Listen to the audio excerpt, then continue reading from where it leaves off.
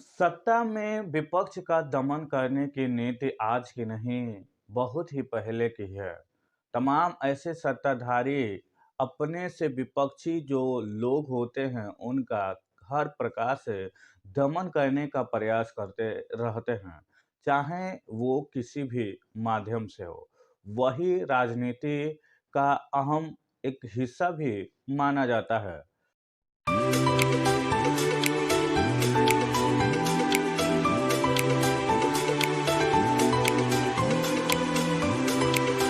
नमस्कार दोस्तों, मैं नन्हे कुमार गौतम बीबी न्यूज इंडिया में आपका स्वागत करता हूं।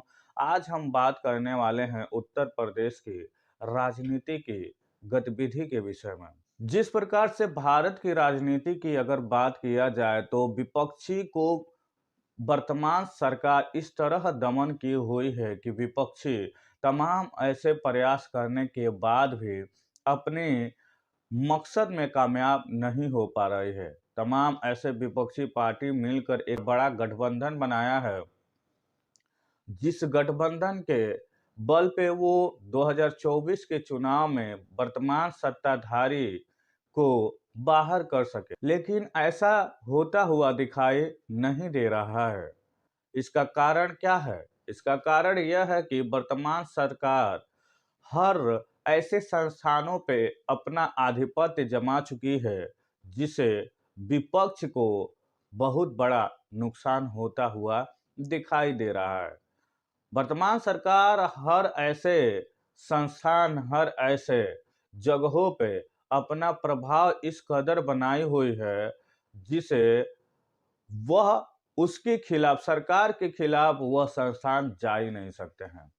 चाहे ईडी के माध्यम से तमाम विपक्षी नेताओं को डराना हो, चाहे ईडी के माध्यम से तमाम ऐसे विपक्षियों को खत्म करने की बात हो, उनकी धन संपत्ति पे हमला करने की बात हो, चाहे निर्वाचन आयोग का गठन करने की बात हो, चाहे लाखों ईवीएम खराब होने की बात हो, लेकिन कोई इस पे कार्रवाई नहीं होती है। वर्तमान सत्ताधारी वास्तविक मुद्दों को छोड़कर एक ऐसे मुद्दा लेकर आई है, जिसमें कहीं ना कहीं जनता का थोड़ा सा भी फायदा होता हुआ दिखाई नहीं दे रहा है। रोजगार का नामो निशान खत्म हो गई है और तमाम ऐसे जो जनता है बेरोजगारी से ग्रसित है। कहा जाता है किसी भी राष्ट्र के विकास नागरिकों के विकास से होती है। अगर जिस राष्ट्र में कोई व्यक्ति है या नागरिक हैं, वो विकसित है, तो वहाँ के नागरिकों की पर दर आय अच्छा खासा होना चाहिए, जिससे नागरिकों के बदौलत राज्य या राष्ट्र का विकास होता है।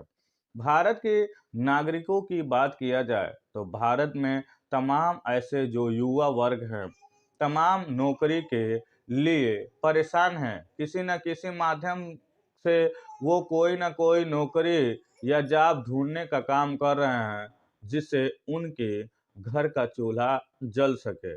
लेकिन इन सारे मुद्दों को दरकिनार करते हुए एक ऐसे नारा के साथ, एक ऐसे मंदिर मस्जिद के साथ, एक ऐसे हिंदू मुस्लिम के मुद्दों को लेकर वर्तमान सरकार कहीं न कहीं अपने सत्ता को हासिल करते ही चली जा रही है। क्या इस पे जनता का वोट का महत्व दिखाई देता है? क्या जनता फिर भी उस वर्तमान सत्ताधारी को वोट कर रही है? क्या ईवीएम की खराबी जो विपक्षियों के द्वारा लगाई जाती है कि ईवीएम को हैक करके सत्ता पाई जा रही है, तो क्या ये सत्य साबित हो रहा है? 2024 की चुनाव आने वाले हैं। चुनाव से पहले, हर चुनाव से पहले एक मीडिया के द्वारा एग्जिट पोल की जाती है और एग्जिट पोल में एक तरफा एग्जिट पोल का निर्णय दिखाई जाती है, जिसमें सत्ता में बैठे लोगों का जो एग्जिट पोल में हिस्सेदारी होती है, वो तमाम ऐसे लोगों से बड़ी होती है और वही जीतता हुआ दिखाई देता है। तो क्या एग्जिट पोल से भारत की जनता को प्रभावित करता है? क्या एग्जिट पोल से ही जीत की रास्ता साफ की जा रही है? क्या एग्जिट पोल से राज्य की या सत्ता को पाने की कहीं ना कहीं कोशिश की जा रही है?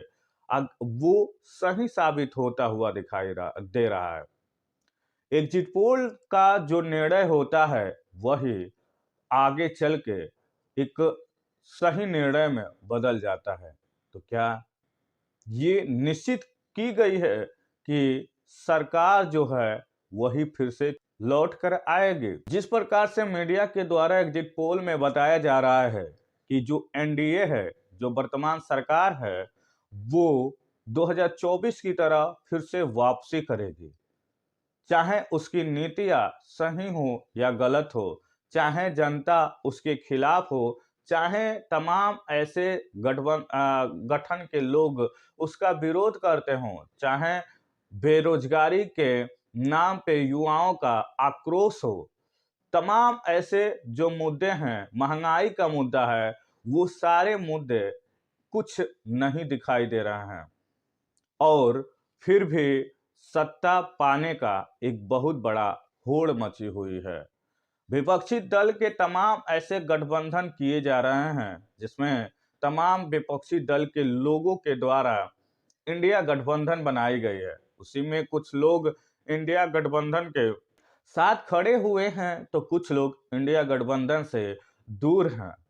कुछ लोगों को इंडिया गठबंधन में जोड़ने का प्रयास किया जा रहा है तो कुछ लोग इंडिया गठबंधन में आने वाले लोगों का विरोध कर रहे हैं। आज वो स्थिति हो गई है विपक्षी दल का कि वो किसी ना किसी माध्यम से कोई भी प्रयास करे तो वर्तमान सत्ता को खत्म करना आसान नहीं है। अगर ऐसा वो करना चाहते हैं तो हाल ही में बहन कुमारी मायावती की वोट बैंक की बात किया जाए तो उनके वोट बैंक के हिसाब से विपक्षी अगर जो गठबंधन है उसमें बहन कुमारी मायावती को जोड़ती है तो कहीं ना कहीं सत्ता पाने की रास्ता खुल सकता है। ऐसे तमाम ऐसे लोगों के द्वारा यह प्रूव की जा रही है कि अगर इंडिया गठबंधन में बहन कुमारी मायावती को शामिल किया जाता है तो उत्तर प्रदेश की राजनीति और 2024 की राजनीति प्रभावित हो सकती है और 2024 में वर्तमान सत्ता को नुकसान पहुंच सकता है। वर्तमान सत्ता में बैठे हुए लोगों को कहीं ना कहीं डर है कि बहन कुमारी मायावती अगर गठबंधन से जुड़ते हैं तो उसे भारी नुकसान उठाना पड़ सकता है। बहन कुमारी मायावती उत्तर प्रदेश की एक बड़ी मंझी हुई नेता हैं और उनकी राजनीति की तोड़ कोई अभी तक दिखाई नहीं देता है। चाहे उनकी सीट निकले या नहीं निकले लेकिन फिर भी वह मैदान में खड़ी रहती हैं।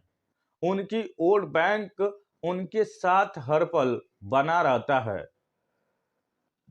मायावती जी सत्ता से बाहर हुए लगभग 10 या 20 साल हो चुके हैं लेकिन फिर भी उनकी वोट बैंक में थोड़ा सा भी सेंधमारी नहीं हो पाई है।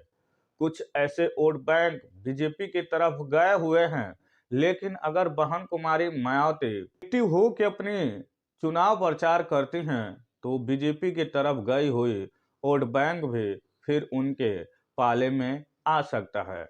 बहन कुमारी मायावती को मुस्लिम वोट अगर सपोर्ट कर देता है तो बहन कुमारी मायावती फिर से सत्ता में लौट सकती हैं और 2024 की जो चुनावी रणनीति है उसमें एक बहुत बड़ा परिवर्तन ला सकती है और 2024 के चुनाव में सत्ता में बैठे हुए लोगों को फिर से सत्ता में वापस करना मुश्किल हो सकता है।